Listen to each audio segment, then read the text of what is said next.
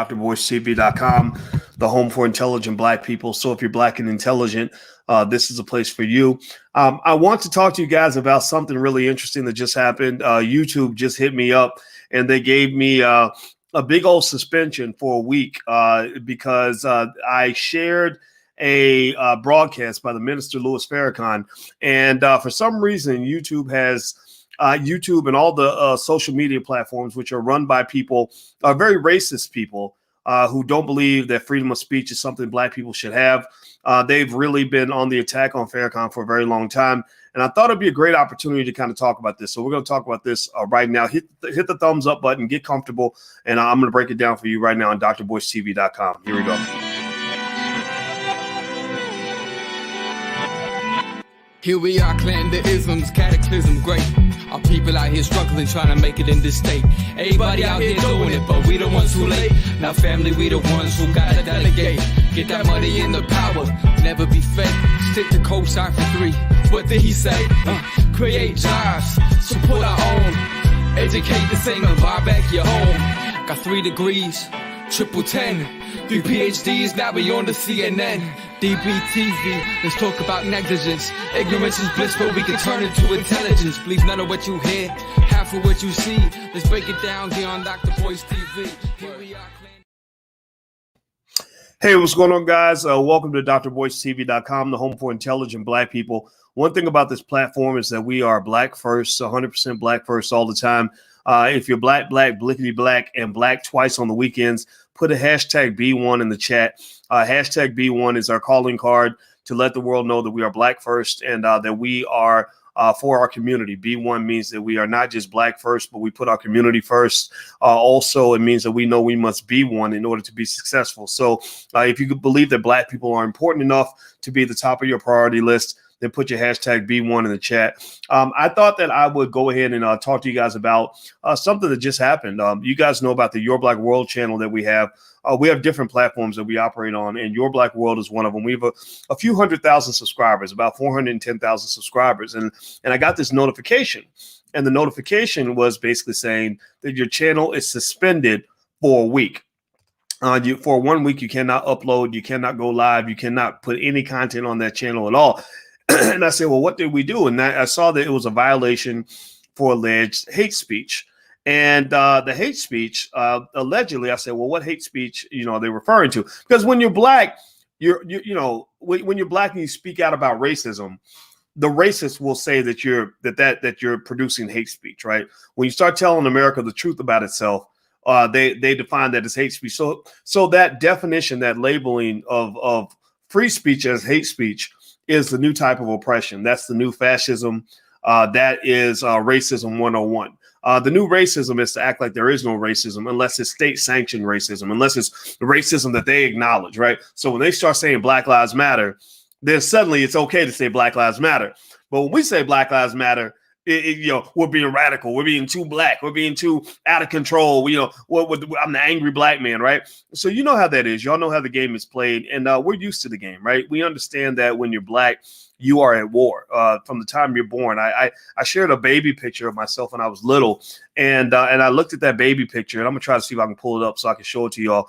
But in this baby picture, I hadn't seen it for years. I saw it one time many years ago, and I just saw it again. And I'm gonna pull it up on the screen. If you want to see it on the screen, just go to drvoicetv.com. You can see it. If you're watching on Instagram, you can't see it. So I was looking at this picture, right? And in this picture, I got really emotional when I saw this picture of me as a baby. And the reason I got emotional is because it wasn't until maybe a few years ago that I found out from my mother that when we were born, I asked my mother, I said, who was in the delivery room when I was born? Who was there? And I thought that maybe that, Cousin Willie would have been out in the hallway, grandma's in the operating room. My dad, I knew my daddy wasn't there because my daddy was 15 when my mother got pregnant with me.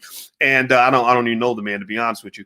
And I asked my mother, I said, who was there at the hospital with you on the day I was born? And she said, nobody. I said, what do you mean nobody? She said, nobody. She said they dropped me off to go give birth. I gave birth, and then we went outside and we waited for them to pick us up to take us home. And I said, so you mean that when we were born, like there was nobody there except me and you? And she said, yeah, it was me and you and the nurse and the doctor, and that's it.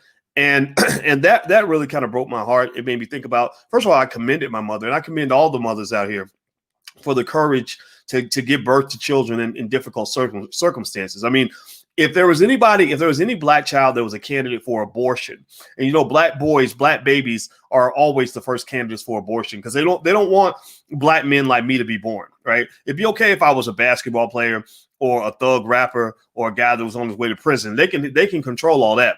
What they can't control is this. What they can't control is this. And it is kind of funny.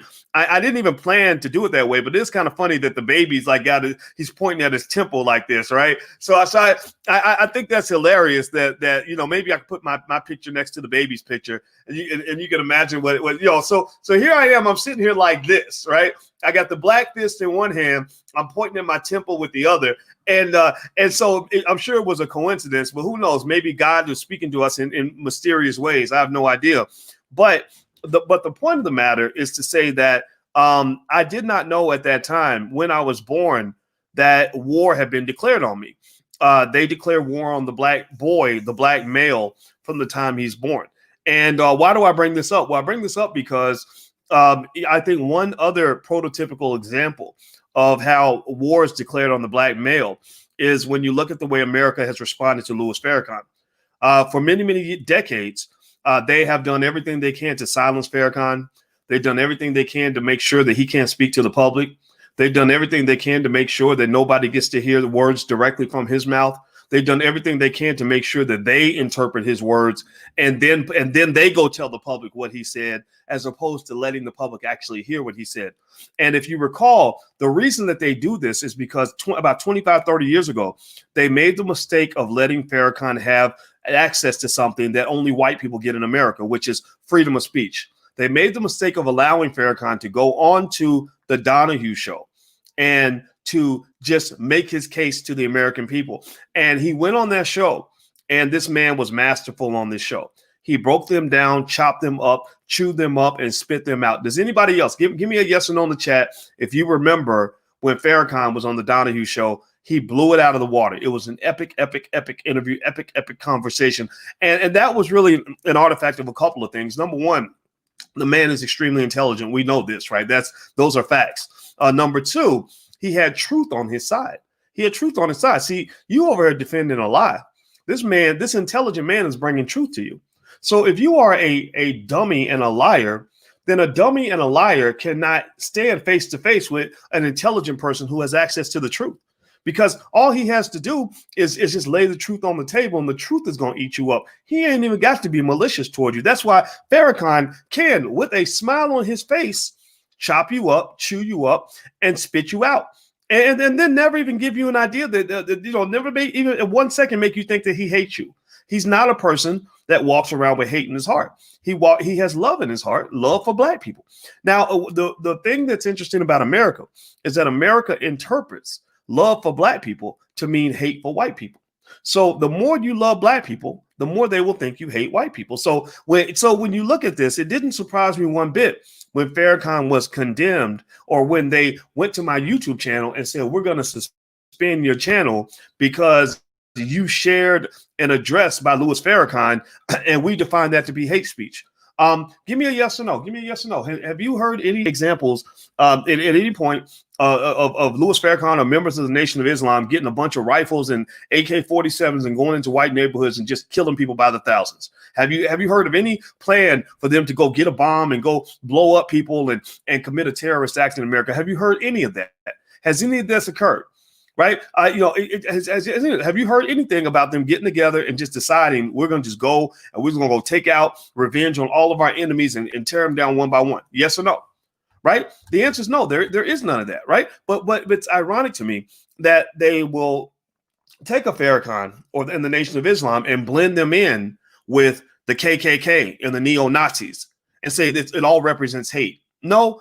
They're not even in the same tribe of thought. They're not even in the same league of action in terms of how they conduct themselves. Here you have men and women in the Nation of Islam who conduct themselves with the highest standard of integrity versus individuals who probably do need to be locked up and dealt with. Who have a track record of violence against other people, right? So we know what this is, right? So I'm not here to really get too far into that. I just kind of thought it would be interesting to talk about this in a way where we can kind of look and see what's really going on and how this all works. Because just a few minutes ago, I saw a video released by the homie Ice Cube. Ice Cube did a video and he talked about the political environment that's going on in America right now. Now, just so you know, this week, Ice Cube's going to come on drboystv.com. Your Black World got shut down, but we got backup platforms. Because when I started doing this as a public scholar, I knew I was going to war.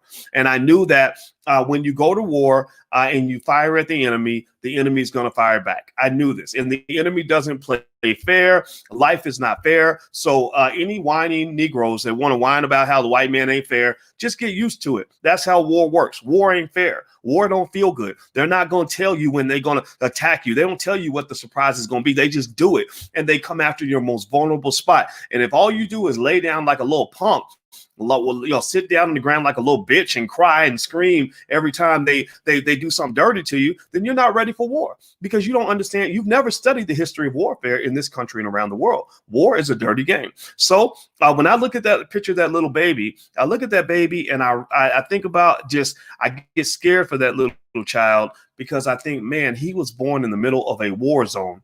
They did not even want him to be born. Somehow I slipped through the cracks. My 17-year-old mother, single mother, born in poverty, if a white woman had gotten a hold of my mama, some lady from the Planned Parenthood clinic had gotten a hold of my mama, they would have talked to her for a couple hours and said, because we care about you, we need you to go kill that little black boy in your belly. We need to just kill this baby so that this baby's never born because it'll make your life easier if he's never born because, my God, a child who's born poor is worse off than a child who's born dead. Right. And I'm sorry. Years later, I beg to disagree. Me and my mama didn't have money, but we had plenty of love. We had some tough years, but we had far more great years.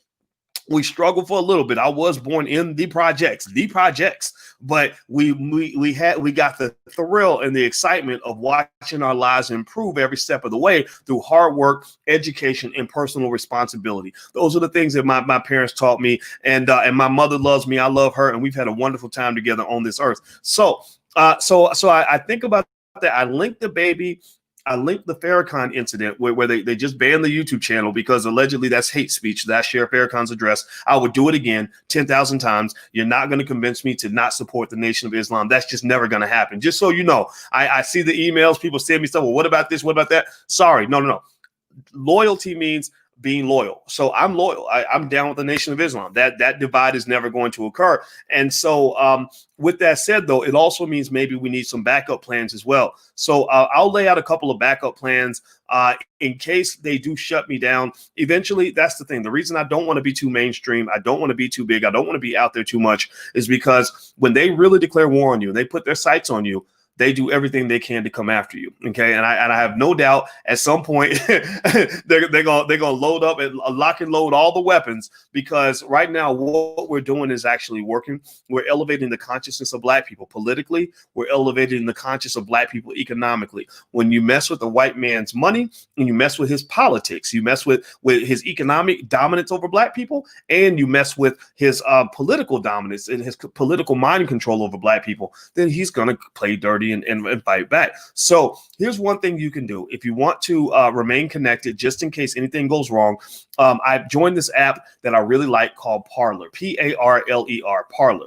On the Parler app, I'm at Dr. Boyce Watkins. Now, Parler, I think it was started by conservatives. I don't give a shit. I don't give a fuck if it was started by aliens.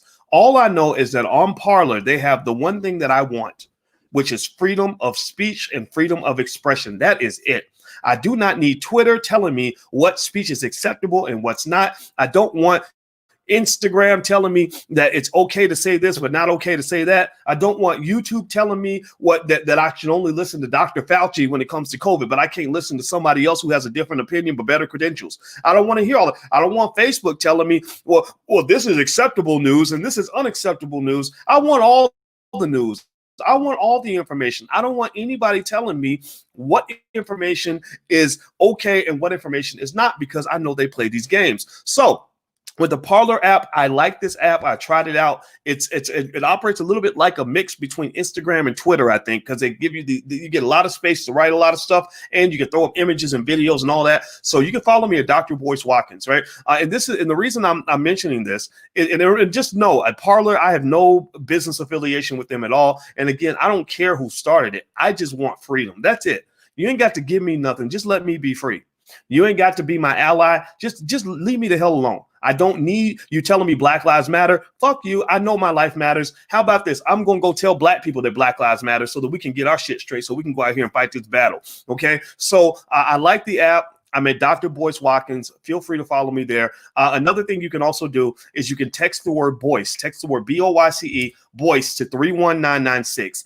If you're on the text list, I can text you when I go live. So that means if something happens, I got to move to a different platform or everything gets shut down, I got to go somewhere else, I can text you and say, hey, y'all, we're going to meet over here, right? And so if you're in and that's of interest to you, feel free to text the word Boyce to 31996. The last but not least, is we do have a platform that we own called Blag Enough, BLAGGENUF.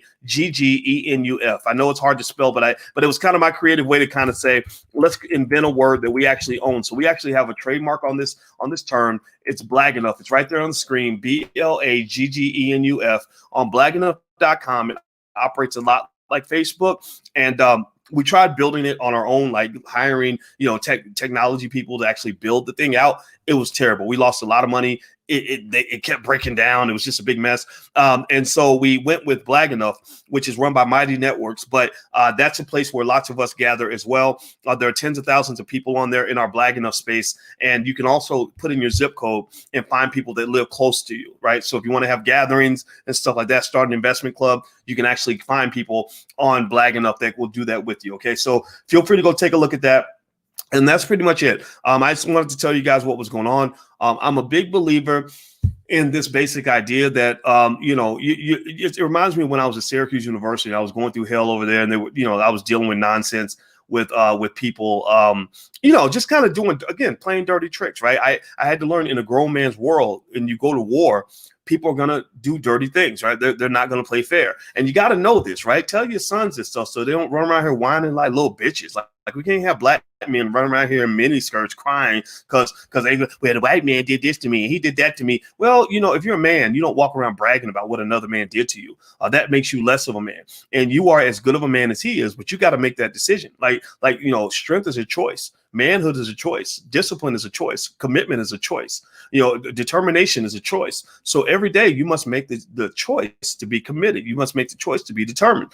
In Vietnam, I'm going to share this, and actually I'll finish telling you about Syracuse in a minute. But in Vietnam, I was really inspired. I watched a really long documentary about the Vietnam War because my daddy was a Vietnam veteran. Shout out to all the veterans that are in here. Thank you for your service. And my daddy he told me about the Vietnam jungles and talk about the choice of determination. Two things that were interesting about that with my father in particular. One, like a lot of black men when he was there, he used the heroin to kind of escape from his environment. And when he came back, he had a heroin addiction. And I said, well, how did you overcome the heroin addiction? A lot of people can't ever kick that. And he said, I made a choice. I decided I didn't want the life of a dope addict. I wanted the life of a father, the life of a black man. And that was one thing that really stuck out to me about choice. Just make a choice. The second thing was he said that when he first got there were he was in this, he's 17 years old, and he's in the middle of a ditch in 10,000 miles away from home, in this jungle, and he's hearing gunfire in the background, bombs dropping in the background, and he's supposed to be trying to sleep. And he was laying in this ditch, and he said, when I was in that ditch, I made a choice. I made a decision that I was going to do whatever I had to do in order to survive. He said, I'm going to do whatever I got to do to survive. So what I'm telling you in general, black people, is that everything's a choice. And the last little Vietnam story I'll share that I thought was really interesting. I study warfare because I think it's important to understand how your enemy thinks and what you're dealing with, what you're up against. And how bad things could actually get. So one other story about Vietnam that was really interesting was this documentary was filmed 30 years after the Vietnam War was over. And they were able to bring together Viet Minh and Viet Cong soldiers. They were able to talk to people from the South and talk to people from the North. And they were able to talk to them about what their strategies were during the war. Well, here's one thing that happens really interesting. The United States and the white man with all these weapons that they have, just like the same way they take us down with their technology, or they try to, they were using their bombs. They had so many bombs, right? So they went to Vietnam and they said, we're going to demoralize the people in the Viet Cong. We're going to demoralize the North. And what they did was they went on a bombing raid like you would not believe. They dropped more bombs on tiny little northern Vietnam than all the bombs that were dropped on all of Europe by all the countries combined in all of World War II. Put together, like all the bombs dropped on all the countries by all the other countries in all of World War II combined, right? And you're like, how did they survive this? And so here's what happened. When they would drop all the bombs, they say, okay, we're gonna cut off the supply routes, we're gonna blow up these bridges, we're gonna blow up this route, blah blah blah. Every time they did it, the next day, 2 days later, the bridge would be built again, right? They blow it up again. 2 days later, the bridge would be back up again. And they were like, how the hell are these people that resilient where they keep on rebuilding these damn bridges? And they asked them 30 years later, they said, how did you do this? We dropped all these bombs on you and it didn't stop you. You kept going. And they said, we had saying that we shared with each other, which was, if they blow it up, we will rebuild. If they blow it up again, we will rebuild again. And I said, I'll be damned. I mean, if they ain't like a statement that's not like one of the keys to success, that if you put that in your pocket and you commit to an ideology like that, you can't be beat. You cannot be stopped. You can't be slowed down. If you just say, like when they talk about Black Wall Street, I hear a lot of folks say, well, why should we build Black Wall Street? Because they're going to blow it up. They're going to tear it down. Well, then you rebuild again. Well, then they're going to tear it down again. Well, then you do it again.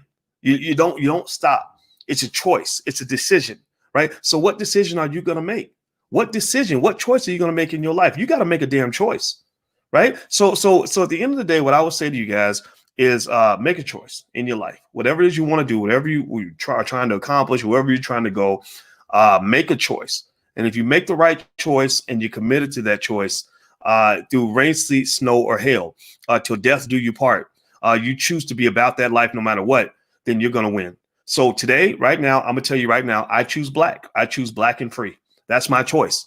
That means I'm going to live as a free black man. I'm going to die as a free black man. I'm going to breathe, eat, and sleep and shit as a free black man. Everything I do will be that of the actions of a free black man. I will solve every problem as a free black man. Every step I take, every move I make, every action I pursue will be that of a free black man. Whatever that means. Sometimes it'll feel good. Sometimes it's going to be bad, but it's never going to change. Right? So in your life, choose black. Everybody type the word black in the chat. Choose black, #B1. I'm going to finish up. I got to go spend some time with Alicia before I go to bed, but I wanted to let you guys know what was going on, what was on my mind. And I'll give you the link to the Parler app one more time if you want to follow. I like this app a lot. Again, they're not paying me to endorse it or anything, but I just like it. And I think it's a great place to follow. And I don't care who started it. I just like the fact that they give us freedom of speech to say what we want. So you can go follow me on Parler, Parler, not OR, Parler. And I'm at Dr. Boyce Watkins. And also, if you guys still want to join the Black Wealth Bootcamp, I think you got a few more hours to get the discount. It's a massive, like 72% off. So feel free to take a look. We start our classes on January 7th. So if you'd like to join us, you can go to blackwealthbootcamp.com. There's the URL for that. Okay, guys. So I'm out of here. Have a good night. And thank you for listening. And I will see you guys soon. Be good. Peace.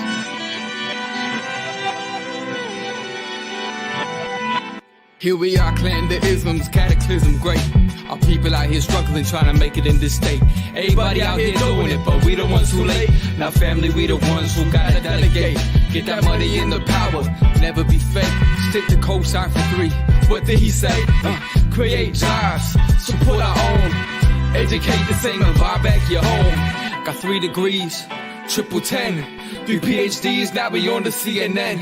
DBTV, let's talk about negligence. Ignorance is bliss, but we can turn it to intelligence. Believe none of what you hear, half of what you see. Let's break it down here on Dr. Boyce TV. Here we are.